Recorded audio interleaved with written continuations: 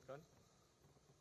Menimbang bahwa sekedar sebagai suatu pandangan hukum sehubungan dengan surat dakwaan M. Yahya Harahap dalam bukunya Pembahasan Permasalahan dan Penerapan KUHP, Penyidikan dan Penuntutan pada halaman 384 menegaskan bahwa penguraian fakta dan keadaan yang lengkap dalam surat dakwaan lebih memberi penjelasan bagi terdakwa dan hakim tentang tindak pidana yang didakwakan.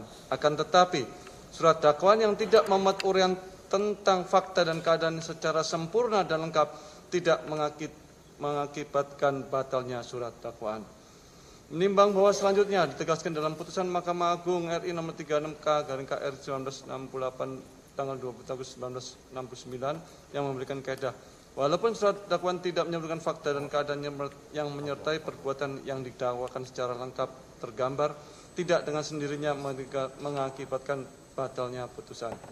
Menimbang, kemudian M. Yahya Harahap SH menegaskan lebih lanjut dalam bukunya tersebut, halaman 161 dan 162, yang berpendapat bahwa sebenarnya pasal 143 ayat 2 huruf B KUHP tidak menyebut dengan tegas keharusan surat dakwaan menguraikan secara cermat, jelas, dan lengkap cara tindak pidana dilakukan, dan yang diharuskan adalah uraian cermat, jelas, dan lengkap mengenai tindak pidana yang didakwakan, termasuk uraian tentang keadaan yang melekat pada tindak pidana.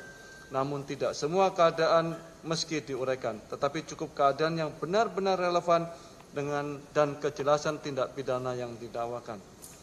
Menimbang bahwa berdasarkan pendapat Dr. Sumana tersebut di atas, memperhatikan uraian surat dakwaan penuntut umum dalam perkara ini, Majelis Hakim menilai bahwa penuntut umum telah menguraikan unsur-unsur tindak pidana yang didakwakan secara cermat, jelas, dan lengkap berdasarkan hal-hal yang relevan dari hasil pemeriksaan penyidikan sehingga menjadi jelas tentang tindak pidana yang didakwakan.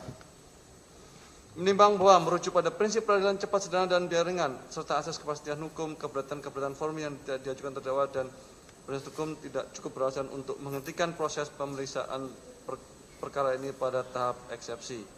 Menimbang bahwa sejalan dengan tujuan hukum acara pidana yang menemukan kebenaran material dan mengadili dengan adil dan benar, maka sebagian keberatan terdakwa dan penasihat hukumnya lebih menyangkut aspek pembuktian lebih tepat dipertimbangkan dalam pemeriksaan pokok perkara.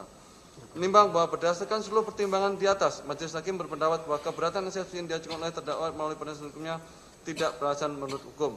Menimbang bahwa oleh karena keberatan eksepsi terdakwa tidak beralasan menurut hukum, maka pemeriksaan perkara ini harus dilanjutkan dalam pemeriksaan pokok perkara. Menimbang oleh karena putusan ini mengenai keberatan dari penasihat hukum terdakwa dan terdakwa terhadap terdakwa penuntut umum, maka perhitungan mengenai biaya perkara ini ditangguhkan sampai dengan putusan akhir. Mengingat pasal 1656 ayat 1 dan ayat 2 Kitab Undang-Undang Nomor 8 1981 tentang hukum acara pidana atau KUHP mengadili: 1. Menyatakan keberatan dari penasihat hukum terdakwa dan terdakwa Hasto Kristianto tidak dapat diterima. 2. Memerintahkan penuntut umum untuk melanjutkan pemeriksaan perkara nomor 36/Pitsus/TPK/2025 PN Jakarta Pusat atas nama terdakwa Hasto Kristianto berdasarkan surat dakwaan penuntut umum tersebut di atas.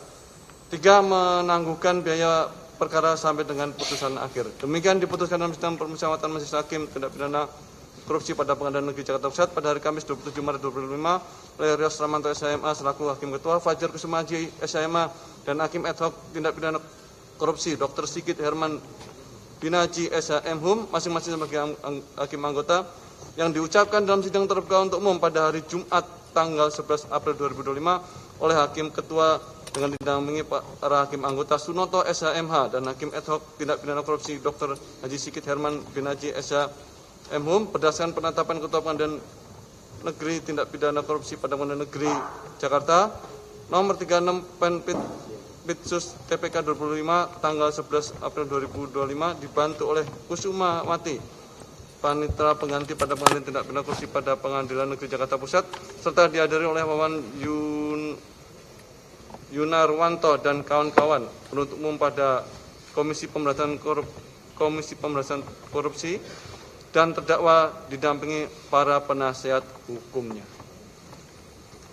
Begitu ya putusan yang telah dijatuhkan oleh majelis, dan terhadap putusan ini kepada terdakwa dan penasihat hukum dapat mengajukan perlawanan sebagaimana telah ditentukan oleh undang-undang, dan oleh karena putusan penasihat hukum eksepsi atas penasihat hukum terdakwa ditolak, maka sidang dilanjutkan dengan acara berikutnya, yaitu adalah pemeriksaan saksi.